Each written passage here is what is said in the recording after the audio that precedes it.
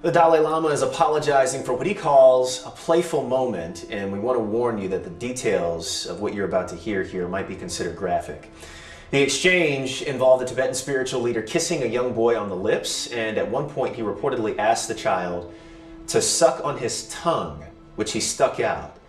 This is not video of that incident. Footage of the moment we're not showing you, by the way, has prompted backlash. This happened in February. But just today, an apology was issued when that video started to make the rounds on social media. In a statement, the Dalai Lama said he wishes to apologize to the boy and his family for the hurt that his words may have caused. The statement goes on to explain that he often teases people he meets in an innocent, playful way, even in public.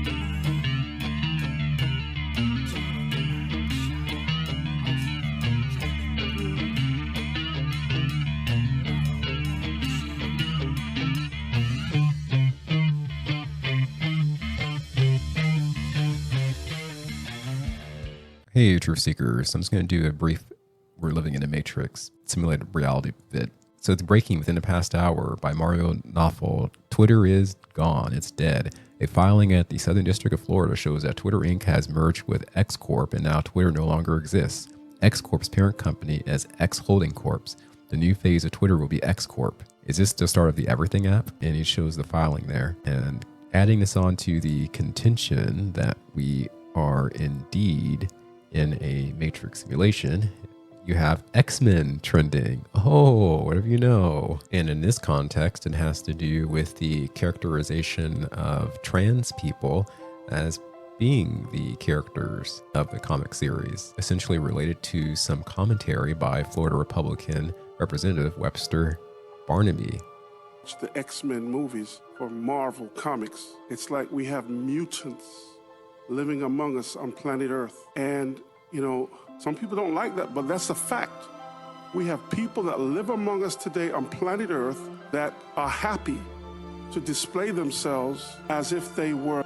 Okay, you know where that's going. So the left clinged on this, and they're like, oh, they're calling trans people the X-Men. Look at them. Look how bigoted and pathetic this Republican representative is. As far as the simulation goes, what it really did for me was this revelation about the Dalai Lama apparently requesting a young kid kiss or do something inappropriate to his protruding tongue, extremely beyond the pale. Then, of course, you get some of this interesting commentary on the event. I honestly don't see the issue here. I can tell he's teasing. Lots of people stick their tongue out and play. I do it all the time. Don't think he was trying to slip him anything. Is there anything more to what he did?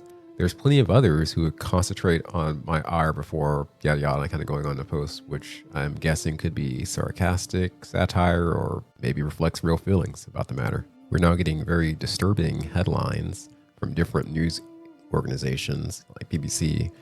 Dalai Lama regrets asking boy to suck my tongue. As Roger Rabbit indicated to me on my Telegram, it's a very, very sick club, apparently. We're not in it. Another way of reframing the situation could be that it may be possible that specific behaviors, actions, and revelations of behaviors is partly reflected upon the level of collective awareness of certain things, and that tipping points can be reached where sudden bursts of revelation on a very specific, highly placed individual can come to the fore. We may be in a reality where finally we receive the cosmic nudge that yes, indeed, those who are lifted highest and exalted to the utmost degree are those to be most concerned about.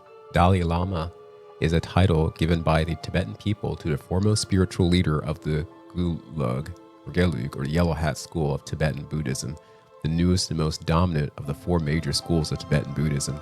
The 14th and current Dalai Lama is Tenzin Gyatso, who lives as a refugee in India. The Dalai Lama is also considered to be a successor in the line of Talkas, who are believed to be incarnations of Avalokitesvara, the Bodhisattva of compassion. So these are special, high incarnated beings within Buddhism who skip the lower levels of school, or already gone through the lower levels of school in previous incarnations. And that is what we're to believe.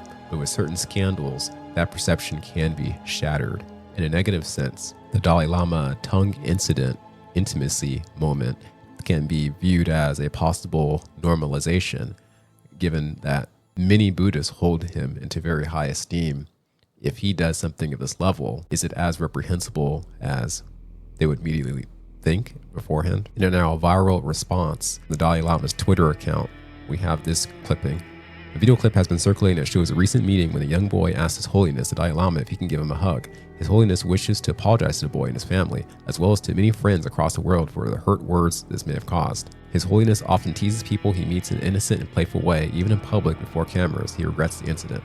So the screen clipping essentially says that some hurtful words were said to the boy. Twitter Notes tries to clear this up, mentioning that it's the weird tongue-sucking video. This video receives highest marks for being extremely unfortunate. So if you do not wish to see anything disgusting at this time, now will be a good time to turn away and skip to the end of this presentation. I'm gonna play the video. 3, really? He was touching the boy somewhere there. He said it in English. Oh my gosh. Is this like, it's like demon magic or something? I didn't know he said it in English. Oh, wow. Wow. Wow. Horrible. So the most casual viewer would assume that this is probably very confusing and strange from the perspective of the little boy. Maybe as outsiders, we are unaware if this is a common cultural practice in India. This is a more forceful nudging by the great architect who controls this realm. Pay attention, pay closer attention.